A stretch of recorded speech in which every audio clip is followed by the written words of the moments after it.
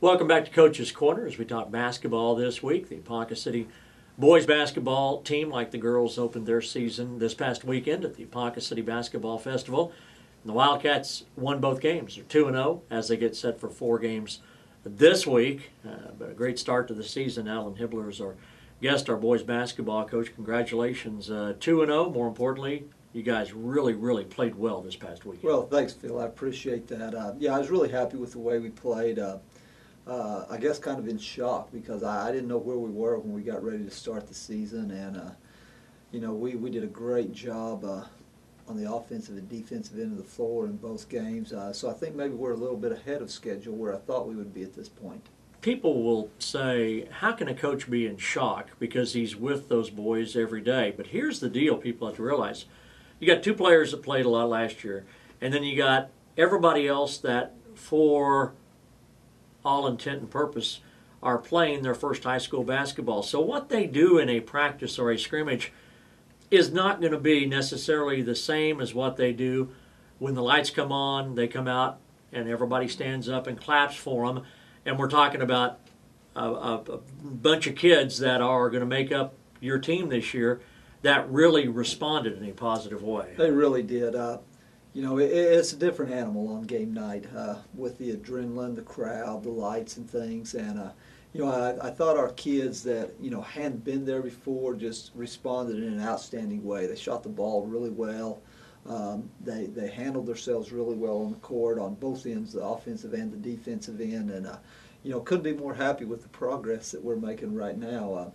We've got to put another step forward today in practice. Really looking forward to getting back on the practice court today. It's going to be a real brief week as far as practice is concerned with 4 games coming up. But, we've got a lot of things to correct. I mean, we played really well, but there's just a lot of little things that, we need to work on and we need to fine-tune. So, I think we've got a lot of room for improvement. I think this team's got a very high ceiling.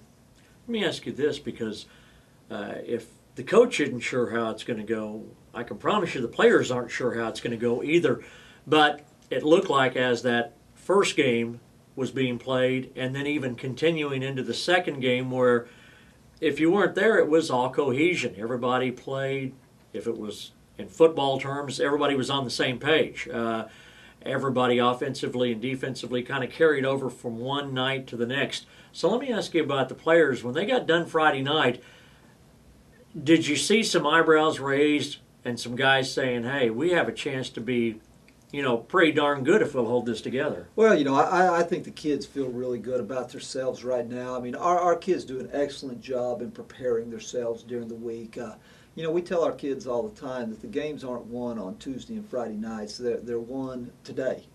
The preparation for tomorrow will be in the day's practice. And, we, as a coaching staff, we try to do our best to prepare them. And once we get to the game, we just want them to play. We don't want them to have to worry about trying to make a bunch of corrections during the games and different things. We want them to be relaxed and know that their preparation has prepared them for the basketball game that night. And, that preparation is going to carry them through. You have to have had an impact on these players about challenging them to be very unselfish. One of the great telltale stories of a ball game maybe isn't necessarily how many points a player scores, but it's how many team assists we have and how many defensive and offensive rebounds you have and how many charges you take. And all of those categories had to look pretty good after 2 games. So I guess what I'm trying to say is this is a group of unselfish boys. Well, we grade the film out after each game on a plus and minus system for our team. And, the first 2 games, the pluses have been a lot higher than the minuses. And, we need to try to keep it that way. The positive things need to outweigh the negative things. And, it'd be very important tomorrow night in the ball game that, our positive things are a lot higher than the negative things because of the caliber opponent we're going to play.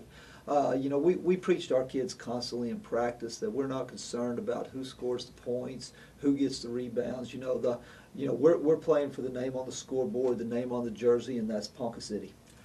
Tuesday night at the Allen Robinson Field actually started a real tough week of ball. Bishop McGinnis, one of the top teams in Class 5A, 2 Division I signees already. including Christensen, who was one of the top players in the state. Coach, some thoughts on that game? Well, they're extremely talented, extremely well coached. They've been there before. They didn't make the state tournament last year, got upset by El Reno in the area finals to go to the state tournament. But Matt Christensen, as you mentioned, he's back. He's a 6'8" center that has committed to San Francisco University. They have a 6'5" swingman, play guard or forward, named Joe Edmonds that has also committed to San Francisco University. So a little package deal going on there. They've added a 6'6" freshman who's a left-handed kid, extremely talented, one of the best freshmen I've seen in a lot of years. And they returned both their guards. They have a young man named Mikey Wilson who's a returning point guard, and they have a shooting guard named Newcomb who, when I saw him play at Enid the other night, just shot the lights out of it. So, it's definitely going to be a great challenge. They're a well-seasoned veteran ball club with a lot of kids back from last year. Their size is just tremendous for the high school level. Not many high school teams walk around with that type of size across the back line. So, we'll have to play extremely well. One of the biggest concerns tomorrow night will be how are we going to respond on the backboard? How are we going to find a way to get rebounds against these guys? Undoubtedly we're going to have to shoot the basketball well. I mean, we know that because there's not going to be as many second chance points as we was able to come up with against Harding Prep and Noah just because of their sheer size. But, I think we do some things that present some problems to them because of our lineup, and I think the kids will step up, and I think they'll accept the challenge. Then on Thursday and Friday and Saturday, the Hara basketball tournament featuring both our girls and boys teams.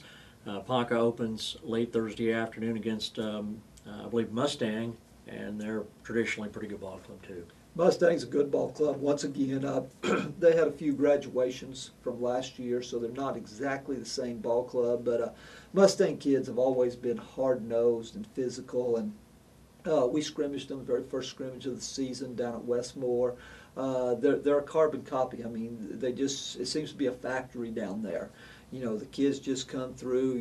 They're not over-talented, but they're just hard-nosed, tough kids that work extremely hard, play extremely hard, and they present a challenge to no matter who's playing them.